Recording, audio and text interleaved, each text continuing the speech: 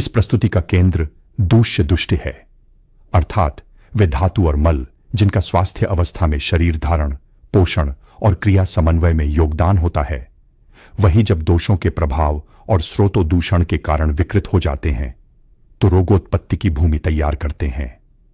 दूष्य वे घटक हैं रस, रक्त, मांस, मेद, अस्थि, मज्जा, शुक्र तथा मलत्रय, पुरीश, मूत्र, स्वेद, जो सामान्य स्थिति में शरीर को सहारा देते हैं, परंतु दोषों के संयोग से इन्हीं में विकृति आकर रोग उत्पन्न करती है।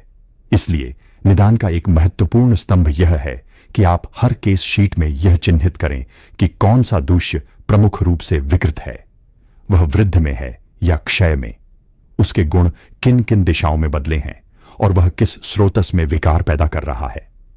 यह दृष्टि उपचार का क्रम बदल देती है, क्योंकि केवल दोष शमन से नहीं, दूष्य के गुण संतुलन और पोषण शोधन का सही मेल बिठाने से ही दीर्घकालिक परिणाम मिलते हैं। दूष्यों की सूची में 7 धातु, रस, रक्त, मांस, मेद, अस्थि, मज्जा, शुक्र और 3 मल, पुरीश, मूत्र, स्वेद आते हैं। छात्र हित में इसे केवल नामावली न माने, बल्कि एक चेकलिस्ट की तरह इस्तेमाल करें। रोगी के लक्षणों को देखते हुए पूछें, क्या रस स्तर पर क्लांति, तृषा, जिह्वामल है? क्या रक्त स्तर पर त्वचा, राग, रक्तस्राव, दाह है? क्या मांस, मेद में जकड़न, ग्रंथि, उपदेह है? क्या अस्थि, मज्जा में गहराई का दर्द, दुर्बलता है? क्या शुक्र स्तर पर गुणात्मक कमी है? और क्या मलत्रय, पुरीश, मूत्र, स्वेद की मात्रा, गंध, आवृत्ति में स्पष्ट विकार है? यही मैप आगे की स्लाइडों में वृद्धि बनाम क्षय की पढ़ाई को सरल बनाता है। रस धातु वृद्धि में शरीर में गुरुता, अतिस्निग्धता, उपदेह, तंद्रा, आलस्य, कंठ क्लेद और भरा भरा अनुभव प्रमुख होते हैं, जबकि क्षय में तृष्णा बढ़ना, हृदय प्रदेश में शून्यता सी अनुभूति, त्वचा का शुष्क म्लान होना, शीघ्र थकान और मानसिक चंचलता जैसे संकेत मिलते हैं। क्लिनिक में आप इसे भोजन के बाद की अनुभूति, जिह्वामल, स्वेदमल की गंध तथा त्वचा स्पर्श से पहचानते हैं। व्यवस्थापन में रस वृद्धि हेतु रूक्षण दीपन और लघु लंघन तथा रस क्षय हेतु मंद स्नेह प्लस पौष्टिकता को सुपाच्य स्वरूप में देना, दोनों का क्रम अग्नि और दोष प्राधान्य के अनुसार चुनना चाहिए, ताकि या तो क्लेद घटे और मार्ग खुले या पोषण बढ़े और शून्यता भरे। दोनों में लक्ष्य अग्निलय की पुनर्स्थापना है। रक्त धातु वृद्धि में त्वचा, नेत्र, औष्ठ की रक्ताभता, रागदाह, त्वचा उद्भेद, कंडू, रक्तपित्त, नासा रक्त और उष्णता का अधिक्य दिखाई देता है, जबकि क्षय में वर्ण शैत्य, पांडुता, चक्कर, क्षीणता, अंगों में शैथिल्य और परिश्रम असहिष्णुता जैसे संकेत आते हैं।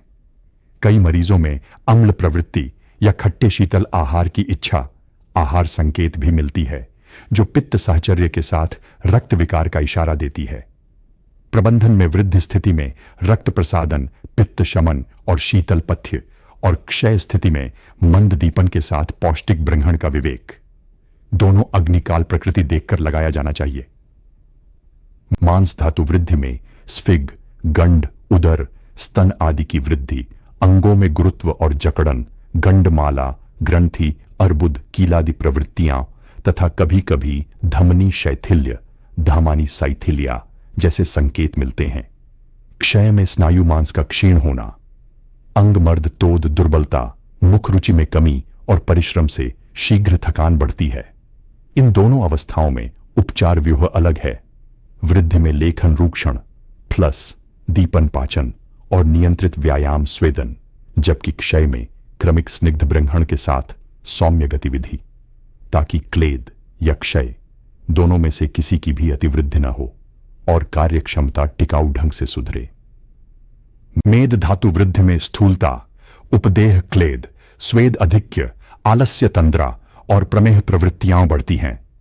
इसके विपरीत क्षय में कर्ष्य, इमेसिएशन, अंग रूक्षता, त्वचा का परुष होना, ऊर्जा घटाव और वायु प्रवृत्ति का अधिक होना देखा जाता है।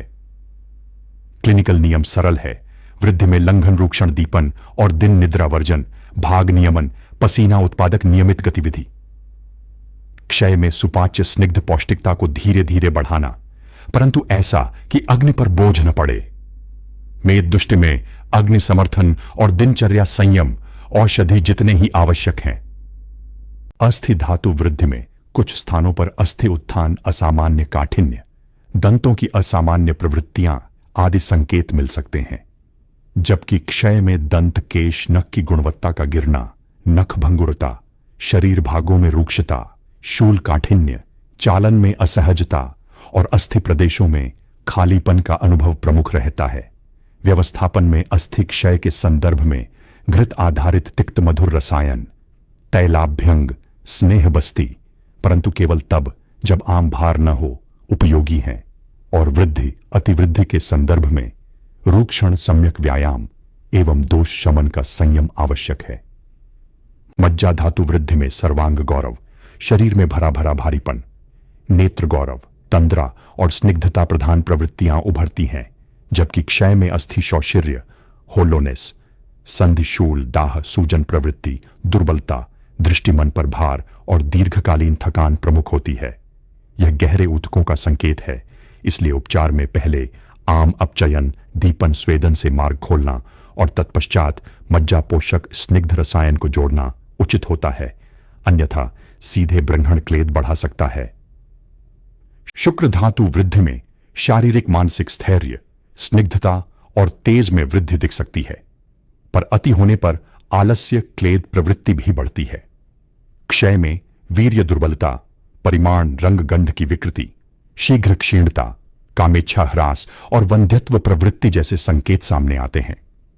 क्लिनिकल दृष्टि से शुद्ध वृश्य प्रयास से पहले अग्निलय सुधारना और आम भार घटाना आवश्यक है, ताकि बाद में दिए गए वृश्य रसायन का गुणात्मक लाभ टिके। इसी प्रकार वृद्धि दोष में रूक्षण दीपन और जीवन शैली संयम साथ साथ रखें। मूत्र वृद्धि में बहुमूत्रता, बार बार मूत्र, गंध, रंग, झाग के विकार, कभी कभी दाह, शूल और संवेग अनियमन दिखते हैं। मूत्र क्षय में मूत्र अल्पता, रुक रुक कर आना, सरुधिर मूत्रता, रक्त मिश्रण जैसी प्रवृत्तियां मिल सकती हैं। यहां प्रथम लक्ष्य कारणों का संशोधन, उत्तेजक द्रव्यों का संयम, समयानुकूल जल सेवन, दिनचर्या और लघुदीपन, अनुलोमन है। उसके बाद दोष दूष्य विशेषानुसार शमन, शोधन, सुधार की कसौटी, रंग गंध का सामान्य होना, दाह शूल का लोप और आवृत्ति परिमाण का स्त्रीकरण। पुरीश वृद्धि विकृति में शौच की आवृत्ति परिमाण गुण में असंगति, चिकट दुर्गंधयुक्त या श्लेष्म मिश्रित मल, अटोप कुक्षि गौरव तथा अपूर्ण शौच संतोष जैसे संकेत मिलते हैं। पुरीश क्षय में मात्रा का कम होना, मल का रूक्ष कठोर होना, शौच में विलंब, कठिनता और शारीरिक मानसिक भारीपन बढ़ना देखा जाता है। प्रबंधन की शुरुआत हमेशा लंघन, दीपन, पाचन प्लस सौम्य अनुलोमन से करें। फिर अग्निलय बनते ही क्रमशः संग्राही स्नेह रसायन जोड़ दें। उपशय लौग में गंध, आकार, गुण, शौच संतोष का दैनिक लेखा सबसे विश्वसनीय सूचक है। प्राणवह स्रोतस की दुष्टि में कारण वही है जो प्राणवायु और ऊर्ध्व मार्ग की स्वच्छता, लय को बिगाड़ते हैं। विरुद्ध दूषित वायु परिसर, धुआं, धूल, अति उत्तेजक गंध का दीर्घ संपर्क, अत्यधिक वचन गायन, रोदन, भूख दमन, निद्रा अनुशासनहीनता, भय, उत्कंठा जैसे मानसिक कारक तथा अग्नि दोष, आहार विपरीत संयोजन। निष्कर्ष यह कि निदान में केवल श्वास क्लेश न गिने, बल्कि इन आदतों, परिसरों को लिखित रूप से पकड़ दें, क्योंकि प्रथम चिकित्सा चरण इन्हीं का संशोधन है। प्राणवह स्रोतस दूष्टि में श्वास गति का अनियमित होना, श्वास में शब्द, कंठ ध्वनि, पीड़ा का साहचर्य, कभी कास, हिक्का, उरोस्थि गौरव, आवाज का बैठना और परिश्रम, असहिष्णुता जैसे संकेत मिलते हैं। यहां उपशय का क्रम, मार्ग प्रसादन, भाप, उष्ण पेय, हल्का विहार, लघु दीपन, पाचन, श्लेष्म नियमन और मानसिक शांति उपाय साथ साथ रखा जाता है। जैसे जैसे श्वास लय सुधरती है और ध्वनि पीड़ा घटती है, आप दोष प्राधान्य, वात, कफ, पित्त स्पष्ट कर आगे के शमन शोधन तय करते हैं। प्राणवह स्रोतस के विद्ध चोट भेदन होने पर अचानक तीव्र श्वास कष्ट, अंगव्यापी दुर्बलता, शैथिल्य, देह नीरस्य, लघुता, मोह, भ्रम, कंपन और स्थिति गंभीर होने पर प्राण अपघात तक के लक्षण वर्णित हैं। क्लिनिकल संदेश साफ है, यह आपात रूप है, अतः मार्ग उन्मोचन, जीवनीय सहारा सर्वोपरि है और आयुर्वेदिक सहायक उपचार भी इसी प्राथमिकता के अनुरूप क्रमित किए जाते हैं। उदकवह स्रोतस को दूषित करने वाले कारणों में अत्यधिक औष्ण्य, दाह, रुक्ष, अतिद्रव्य आहार, भय, आकुलता जैसी मानसिक उत्तेजनाएं, जल नियम में अनियमितता तथा पहले से विद्यमान अतितृषा, द्रव क्षय वाली अवस्थाएं प्रमुख हैं। यह सब मिलकर शरीर के जल संतुलन और मुख, जिह्वा, तालु, क्लोमादि के स्निग्ध समर्थन को बिगाड़ते हैं, जो आगे चलकर दाह, तृषा, शोष प्रधान लक्षणों का कारण बनता है। इसलिए इतिहास लेखन में जल आचरण, टाइमिंग, क्वांटिटी, टेम्परेचर और मानसिक कारकों का स्पष्ट उल्लेख करें। उदकवह दुष्टि में जिह्वा, तालु, औष्ठ, क्लोम का शोष, शुष्कता, ऊर्ध्व भागों में दाह, तृषा, अधिक्य, त्वचा में शुष्कता और सामान्य जल आचरण में असहजता प्रमुख मिलते हैं। उपचार क्रम में अनुशासित जल व्यवस्था, अल्प अल्प गरम गुनगुना, मंद दीपन ताकि द्रव्य रूपांतरण लगे, तथा मानसिक शांति तीनों साथ रखे जाते हैं, जिससे न केवल तृष्णा घटे बल्कि ऊतकों में स्निग्धता लौटे और दाह शोष का चक्र टूटे। उदकवह स्रोतस विद्ध होने पर तीव्र अतृप्त तृष्णा उभरती है, जो सामान्य प्रयत्नों से नहीं थमती। मुख शुष्कता, क्लांति तीव्र होती है और प्राण समर्थन में शीघ्र गिरावट आती है। परंपरागत वर्णन में यह अवस्था अल्पकाल में गंभीर परिणाम तक जा सकती है। अतः आक्रामक जल व्यवस्था शमन के साथ प्राथमिक जीवन समर्थन की आवश्यकता होती है। आयुर्वेदिक हस्तक्षेप भी इसी आपात क्रम के अधीन क्रमित होते हैं। अन्नवह स्रोतस की दुष्टि के कारण अत्यधिक अनियमित भोजन सेवन, अकाले अतिमात्रा भोजन, दूषित विरुद्ध आहार, अग्निदोष और चोट, आघात आदि हैं। यह सब मिलकर जठराग्नि की लय बिगाड़ते हैं, गृहिणी पर बोझ डालते हैं और परिणामस्वरूप अन्न परिवर्तन गमन बाधित होता है। निदान में इन कारणों का क्रमवार लेखा सबसे जरूरी है, क्योंकि उपचार का आधा लाभ यहीं से शुरू होता है, अर्थात भोजन समय, भाग, स्वभाव का पुनर्संयोजन। अन्नवह दुष्टि के लक्षणों में भोजन के प्रति विरक्ति, अरुचि, जल्दी अविपाक, अपच, डकार, अम्लोदर, उबकाई वमन, पेट भरे भरेपन का एहसास तथा कभी कभी पेट में दर्द, कृच्छ्र शौच जैसे संकेत शामिल हैं। व्यवस्थापन का सुरक्षित क्रम है: पहले लंघन दीपन पाचन से आमभार घटाना, भोजन समय भाग नियत करना और अल्प अल्प गरम सुपाच्य आहार देना। जैसे जैसे भूख लय और शौच संतोष सामान्य हो, आप दोष दूष्य प्राधान्य के अनुरूप शमन शोधन रसायन की अगली सीढ़ियां जोड़ सकते हैं। अन्नवह स्रोतस में वेधन हो जाने पर आधमान, शूल, अन्न द्वेष, छर्दी, तृष्णा आदि लक्षण होते हैं। विद्ध घातक होकर मृत्युकारक भी हो सकती है। रसवह स्रोतस की दुष्टि के कारण वे सभी व्यवहार और आहार हैं जो रस धातु के निर्माण, परिवहन और वितरण को बाधित करते हैं, जैसे अनियमित या अति भोजन, दूषित विरुद्ध आहार, बार बार स्निग्ध गुरु पदार्थों का सेवन, निद्रा अनुशासन की कमी, दिन निद्रा और मानसिक तनाव से उत्पन्न अग्निदोष। इन कारणों से रस का अपक्व, अतिक्लेदित निर्माण होता है और वह स्रोतस भित्ति पर चिपक कर प्रवाह में अवरोध पैदा करता है, जिसके परिणाम स्वरूप पूरे शरीर में भरा भरा महसूस होना, त्वचा मुख में चिकटता और भूख लय का टूटना जैसे संकेत मिलते हैं।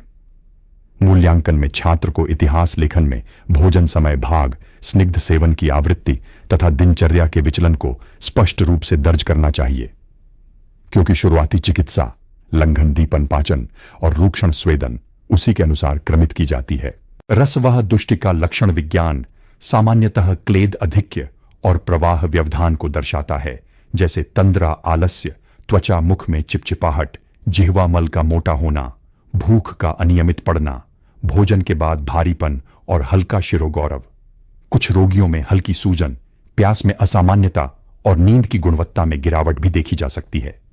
प्रबंधन का क्रम: अल्प अल्प गरम लघु सुपाच्य आहार, दीपन पाचन द्रव्य, दिन निद्रा वर्जन और सौम्य निरंतर गतिविधि रस प्रवाह को सहज बनाता है। 24-48 घंटे में जिह्वा मल पतला होना, मुख गंध का सुधरना और भोजन उपरांत हल्कापन उपशय के भरोसेमंद सूचक हैं। जब रसवह स्रोतस का विद्ध भेदन चोट होता है, तब रस परिवहन में तीव्र व्यवधान के कारण अचानक अशक्ति, त्वचा और श्लेष्म झिल्लियों में अतिशुष्कता, विकृति तथा कभी कभी अल्पकालीन बेहोशी, मोह जैसे संकेत उभर सकते हैं। यह आपात संकेत है। प्राथमिक लक्ष्य जीवन समर्थन और मार्ग उन्मोचन है। उसके पश्चात क्रमशः अग्निलय और रस समर्थन। छात्रों के लिए संदेश यह है कि विद्ध अवस्था में सामान्य रसदुष्ट के शमन क्रम को बिना स्थिति आकलन के लागू न करें। पहले सुरक्षा, फिर क्रम। रक्तवाह स्रोतस के दुष्टि कारणों में तीक्ष्ण, उष्ण, अम्ल, लवण, कटु का अतिसेवन, मद्य, धूम, दूषित वायु का संपर्क, सूर्यताप, अतिथापन तथा क्रोध, ईर्ष्या जैसी उष्ण मानसिक प्रवृत्तियां प्रमुख हैं। ये कारक पित्त साहचर्य से रक्त में दाह, रंग परिवर्तन और प्रवाह व्यवधान उत्पन्न करते हैं। व्यवहार में इतिहास लेखन के समय तीक्ष्ण आहारों की सूची, कार्य परिसर, गर्मी, धूल, रसायन और भाव स्थितियों का लेखा आवश्यक है, क्योंकि उपचार क्रम, शीतल दीपन, रक्त प्रसादन, पित्त शमन इन्हीं सूचनाओं से सटीक बनता है। रक्तवह दुष्टि में त्वचा, नेत्र, औष्ठ में रक्ताभता, दाह कंडु, पित्त प्रधान दाने उद्भेद, नासा रक्त मसूड़ों से रक्तस्राव तथा कभी कभी त्वचा पर क्लेद उष्ण पट्टियां उभरती हैं। रोगी अम्ल उद्गार, तृष्णा और चिड़चिड़ापन भी बताता है। व्यवस्थापन में शीतल दीपन, मंद दीपन प्लस शीतल पथ्य, रक्त प्रसादन और पित्तहर नियम अपनाए जाते हैं। उपशय के संकेत दाह, राग, कंडू में कमी, त्वचा का शांत होना और नासा दंत मांस से रक्तस्राव का लोप। रक्तवाह स्रोतस के विद्ध होने पर रक्त का असामान्य, कभी तीव्र स्राव, वर्ण में तीव्र विकृति तथा आघात स्थल पर उष्णता पीड़ा के साथ रुक रुक कर प्रवाह जैसा अनुभव मिल सकता है। यह स्थिति आपात प्रबंधन और रक्त स्थापन की मांग करती है। स्थानीय तंत्रगत उपायों के साथ आगे चलकर शीतल रक्त प्रसादन और पित्त शमन का क्रम अपनाया जाता है। संदेश: विद्ध अवस्था में पहले रक्त स्थिरता, फिर दोष शमन की सीढ़ियां लें। मांस व स्रोतस की दुष्ट के कारणों में अत्यधिक गुरुस्निग्ध आहार, आलस्य, व्यायाम अभाव, दिन निद्रा, बार बार की सूक्ष्म चोट, अतिन्यास तथा दीर्घकालीन आम स्थिति शामिल हैं। इनसे मांस ऊतक में क्लेद, ग्रंथि शोथ की प्रवृत्तियां जन्म लेती हैं और प्रवाह बाधित होता है। इतिहास लेखन में गतिविधि स्तर, आहार गुण और सुबह की जकड़न अंग मर्द का समय विशेष उल्लेखनीय है, क्योंकि चिकित्सा में पहले रूक्षण स्वेदन दीपन, फिर आवश्यकतानुसार स्नेह ब्रंहण का क्रम चुनना सुरक्षित रहता है।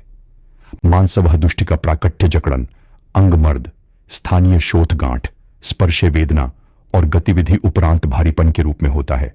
अक्सर सुबह या लंबे विश्राम के बाद स्टिफनेस अधिक महसूस होती है। प्रबंधन में रूक्षण स्वेदन और दीपन पाचन से क्लेद हटाकर मार्ग खोलना, उसके बाद ही स्नेह बस्ती ब्रहण जोड़ना दीर्घकालिक लाभ देता है। उपशय मापन, सुबह जकड़न की अवधि कम होना, दर्द स्कोर घटना और दिनचर्या गतिशीलता बढ़ना। यदि मांस वह स्रोतस विद्ध हो तो स्थानिक तीव्र वेदना, स्पर्श संवेदन में विचित्रता, रक्त सीरस स्राव की प्रवृत्ति या गति सीमा में अचानक कमी देखी जा सकती है। यह संकेत है कि पहले स्त्रीकरण, संरक्षण और सूजन नियमन करना होगा, फिर दोष, दूष्य विशिष्ट उपाय। विद्यार्थियों के लिए निर्देश: विद्ध अवस्था में सामान्य रूक्षण व्यायाम बढ़ाने से पहले परिस्थिति आकलन अनिवार्य है। मेदवाह स्रोतस दुष्ट के कारणों में अव्यायाम, दिन निद्रा, मधुर स्निग्ध गुरु मद्य का अतिसेवन, बार बार भोजन और आलस्य प्रधान जीवनचर्या प्रमुख हैं। इससे मेद धातु में असामान्य वृद्धि क्लेद होता है, जो उपदेह, स्वेद अधिक्य और प्रवाह व्यवधान को जन्म देता है। निदान में भोजनावृत्ति, पोषण साइज, मीठे तले मद्य के पैटर्न और गतिविधि लॉग लिखना चाहिए, क्योंकि चिकित्सा का प्रथम चरण इन्हीं आदतों का समुचित संशोधन है। मेदवह दुष्टि में उपदेह क्लेद, त्वचा तैलीयता, स्वेद अधिक्य, आलस्य तंद्रा, सांस चढ़ना, परिश्रम असहिष्णुता तथा दीर्घकाल में प्रमेह प्रवृत्तियां दिखाई देती हैं। मरीज खाने के बाद भारीपन और सुबह उठते ही सुस्ती की शिकायत करता है। उपचार में लंघन, रूक्षण दीपन, पसीना उत्पादक नियमित क्रिया, भाग नियमन और मजबूत काउंसलिंग, ये सब साथ चलते हैं। उपशय तभी माने जब ऊर्जा सूचकांक सुधरे, स्वेद उपदेह घटे और गतिविधि सहनशीलता बढ़े। मेदवाह स्रोतस्विद्ध होने पर स्थानीय तीव्र वेदना, स्पर्शे, स्निग्ध रक्त, सीरस स्राव तथा कभी शीतल संवेदना में विचित्रता देखी जा सकती है। यह संकेत हैं कि पहले सूजन नियमन, रक्त स्थिरता और मार्ग संरक्षण करें, तत्पश्चात रूक्षण लेखन दीपन का क्रम। सीधे तीव्र व्यायाम उत्तेजना पर जाना इस अवस्था में हानिकारक हो सकता है। अस्थिवाह स्रोतस की दुष्टि प्रायः अतिशय परिश्रम, कंपन, बार बार की हड्डी घर्षण, आघात, वाता उद्दीपक आहार विहार तथा दीर्घकालीन रूक्षता से होती है। यह सब अस्थि पोषण को बाधित कर अस्थि भंगुरता, सूक्ष्म शोथ वेदना की भूमि बनाते हैं। इतिहास लेखन में पेशे, व्यायाम, प्रकृति, आघात इतिहास और आहार गुण का विवरण अनिवार्य है, ताकि चिकित्सा में स्नेह, स्वेदन, बस्ती बनाम रूक्षण, दीपन का संतुलन सही बैठे। अस्थिवह दुष्टि में अस्थि, संधि प्रदेशों में शूल कठोरता, दंत केश नख गुण का गिरना, चाल में असहजता और दीर्घकालीन थकान जैसे संकेत मिलते हैं। उपशय क्रम स्थिति विशेष पर निर्भर है। यदि आम क्लेद है तो पहले दीपन, रूक्षण, स्वेदन से मार्ग खोलें, फिर तैल घृत आधारित स्नेह बस्ती और अस्थि पोषक रसायन जोड़ें। यदि आम नहीं है तो स्नेह प्रधान उपाय शीघ्र लाभ देते हैं।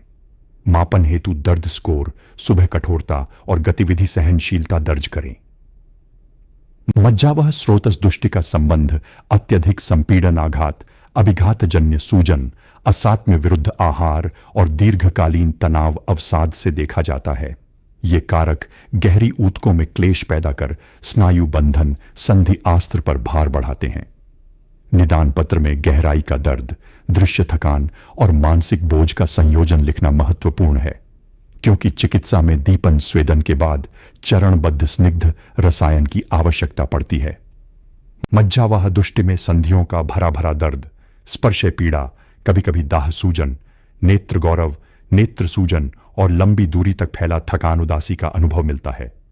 उपशय का नियम: पहले आम अपचयन प्लस सौम्य स्वेदन, फिर उपयुक्त तिक्त मधुर घृत और आवश्यकता अनुसार बस्ती, परंतु केवल तब जब आम भार सचमुच कम हो चुका हो। इसी क्रम से दीर्घकालिक लाभ टिकता है। शुक्रवाह स्रोतस दुष्टि में अकाल अतिसंभोग, वीर्य धारण वेग धारण, विरुद्ध दूषित आहार, मानसिक क्लांति अवसाद तथा तीव्र ज्वर दीर्घकालिक रोग प्रमुख कारण बनते हैं। ये कारक शुक्र गुण, स्निग्धता, स्थैर्य, ओज सहकार को क्षीण कर देते हैं। इतिहास लेखन में जीवनचर्या, तनाव प्रोफाइल और औषध उपवास, रात्रि जागरण जैसे पैटर्न दर्ज करना उपचार योजना की कुंजी है। शुक्रवाह दुष्टि के लक्षणों में वीर्य का गुणात्मक ह्रास, गाढ़ापन, रंग, गंध विकृति, मात्रा वेग का असंतुलन, शीघ्र क्लांति, कामेच्छा ह्रास तथा पारिवारिक मानसिक अशांति तक की स्थिति देखी जाती है। उपचार में सीधे वृक्ष देने के बजाय पहले अग्निलय, आम अपचयन, निद्रा, तनाव प्रबंधन से आधार मजबूत करना, फिर क्रम पूर्वक वृक्ष रसायन जोड़ना चाहिए। यही क्रम टिकाऊ सुधार देता है। शुक्रवाह स्रोतस विद्ध होने पर स्राव का रुद्ध दर्द युक्त होना, शुक्र के साथ रक्त आना तथा जननांग प्रदेश में तीव्र वेदना, आकस्मिक दुर्वरता जैसे संकेत उभरते हैं। यह अवस्था संरक्षक आपात प्रबंधन की मांग करती है। स्थानीय स्त्रीकरण, वेदना नियमन, रक्त स्थापन के बाद ही आगे की शमन रसायन योजना बनती है। संदेश स्पष्ट है: विद्ध में पहले संरक्षा, फिर शमन।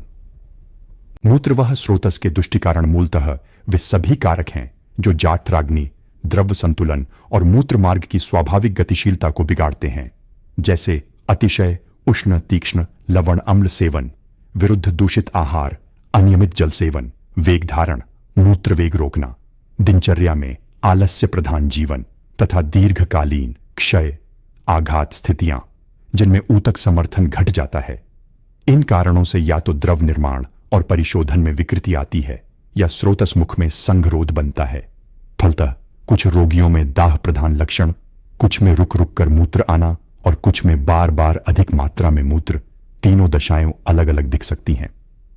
क्लिनिकल अभ्यास में इतिहास लेखन के समय भोजन समय भाग, जल आचरण, टेम्परेचर टाइमिंग, व्यसन मध्य एवं वेग धारण की आदतों को लिखित रखें, क्योंकि इन्हीं के संशोधन से उपचार का आधा भाग स्वतः साध्य हो जाता है। मूत्र वह दुष्ट के लक्षणों में परिमाण और आवृत्ति का असंतुलन, कभी अत्यधिक कभी अल्प, दाहशूल, मूत्र का गाढ़ा मलिन झागदार होना, दुर्गंध तथा शौचकाल के साथ मूत्र प्रवृत्ति का असामंजस्य प्रमुख है। कभी कभी मूत्र का रंग परिवर्तन, पीताभ श्यावाब और अधोदर गौरव भी मिलता है। यह संकेत बताते हैं कि या तो पित्त कफ के साथ आम्लक्लेद मिला है या मार्ग में संघ है।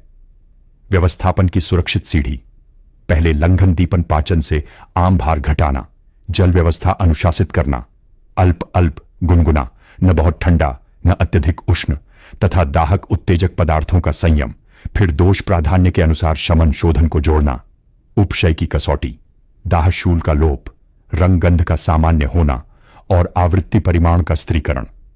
मूत्रवाह स्रोतस के विद्ध भेदन चोट होने पर मूत्र प्रवृत्ति में तीव्र अवरोध, मूत्र प्रवाह का रुक रुक जाना, अधोभाग में तीक्ष्ण वेदना, सूंजन, लिंग मूत्र मार्ग में सुन्नता जैसी अनुभूति तथा रक्त मिश्रण की प्रवृत्ति तक देखी जा सकती है।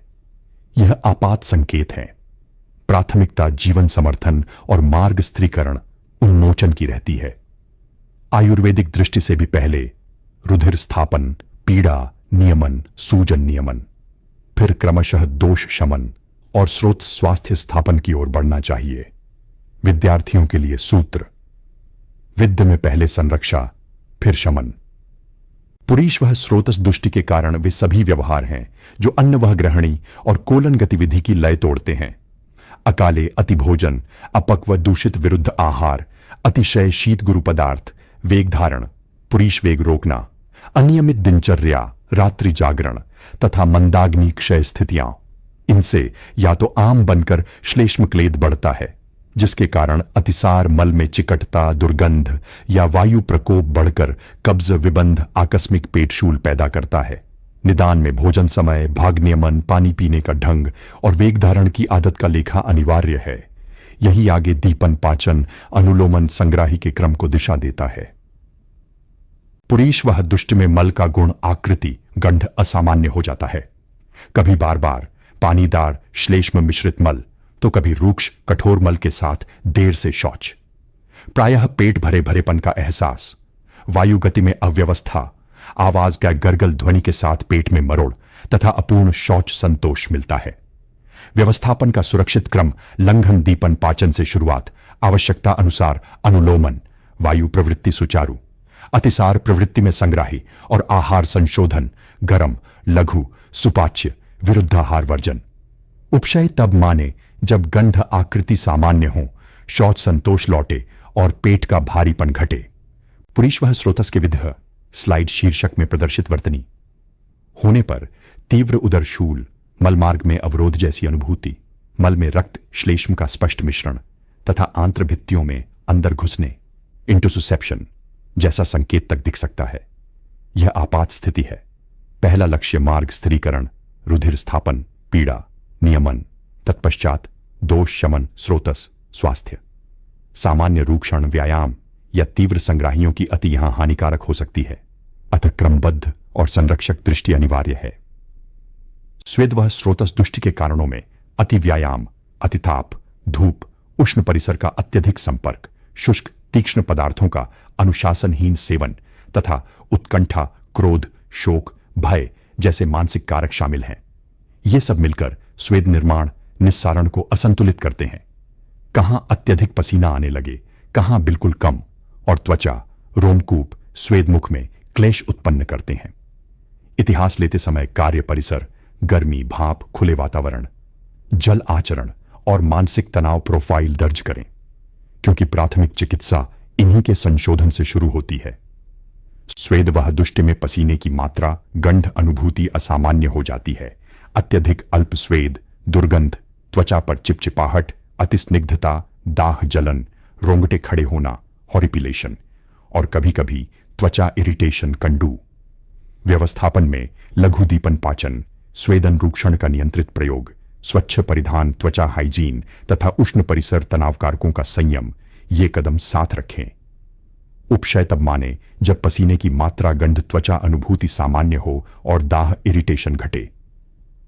आर्तववः स्रोतस दुष्टि के शास्त्रीय कारणों में रथु विपरीत, काल विपरीत मैथुन, अतिश्रम, अतिव्यायाम, उष्ण तीक्ष्ण रूक्ष आहार की अधिकता, वीर्यावरोध रजोदर्शन काल में असंगत कर्म तथा दीर्घकालीन तनाव क्षय स्थितियां मुख्य हैं।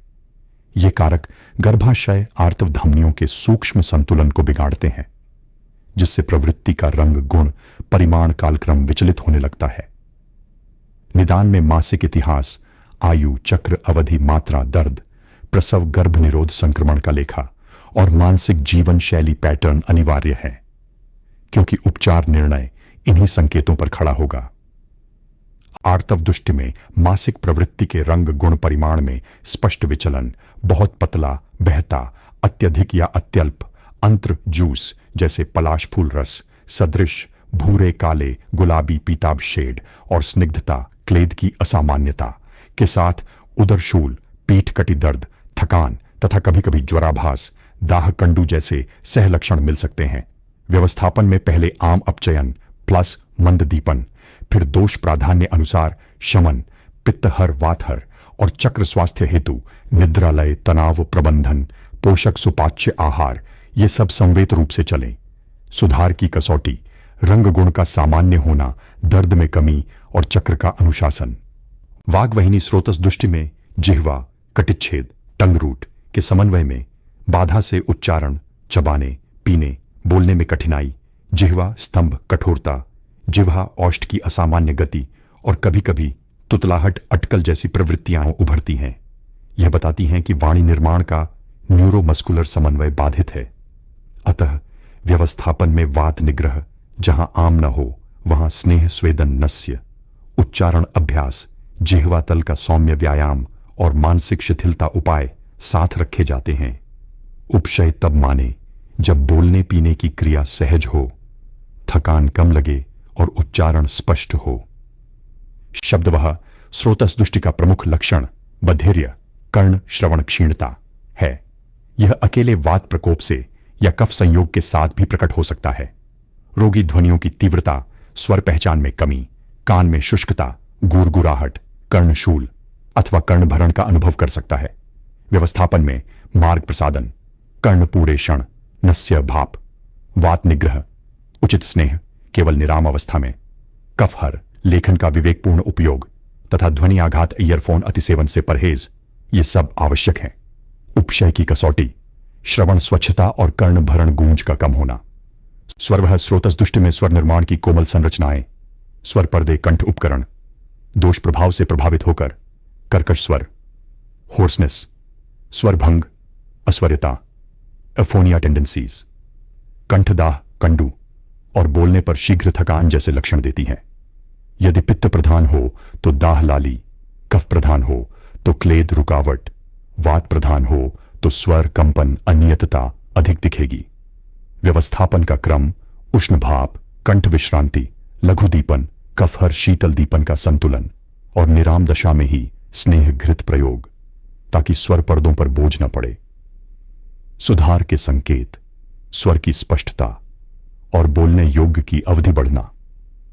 मनः वह स्रोतस दुष्टि में बुद्धि, स्मृति, ज्ञान, इच्छा, भाव, आचरण, इन सभी में असंतुलन दिखता है, जो आगे चलकर उन्माद सदृश लक्षणों, विचार उलझन, संज्ञान गिरावट, अनुचित भाव उत्क्रम, पराक्रम, आत्मनियंत्रण में कमी का रूप ले सकता है। निद्रा लय का टूटना, भय, आकुलता, रोष का चक्र और जीवनचर्या लय का नष्ट होना आम है। यहां व्यवस्थापन के 3 स्तंभ, 1 सत्वावजय, काउंसेलिंग, दिनचर्या स्त्रीकरण, ध्यान प्राणायाम, 2 अग्निलय, मंददीपन, सुपाच्य आहार और 3 दोष शमन, व्यक्ति विशेषानुसार संवेत रूप से चलें। उपशय तब माने जब निद्रा, भूख, दैनिक लय सुधरे, चिंता क्रोध का ग्राफ नीचे आए और व्यवहार में स्थिरता लौटे। समापन में यही संदेश पक्का कर लें कि दोष विचार के साथ दूष्य और स्रोतस की यह त्रयी दुष्टि कारण, दुष्टि लक्षण, विद्ध लक्षण, आपात, क्लिनिकल निर्णय की रीढ़ है। किसी भी केस में सबसे पहले कारण संशोधन और अग्निलय, फिर स्रोतस मार्ग प्रसादन, आम अपचयन और तत्पश्चात दोष विशेष के अनुरूप शमन शोधन रसायन। यह क्रम सुरक्षित और टिकाऊ परिणाम देता है। विद्यार्थियों के लिए व्यावहारिक सलाह, हर फॉलोअप में छोटी सी लॉग शीट रखें। आज के लक्षण, किया गया उपचय, 24 और 48 घंटे की प्रतिक्रिया और अगला कदम। यही अनुशासन आपको परीक्षा में स्पष्ट उत्तर लिखने और क्लिनिक में भरोसेमंद परिणाम देने में मदद करेगा।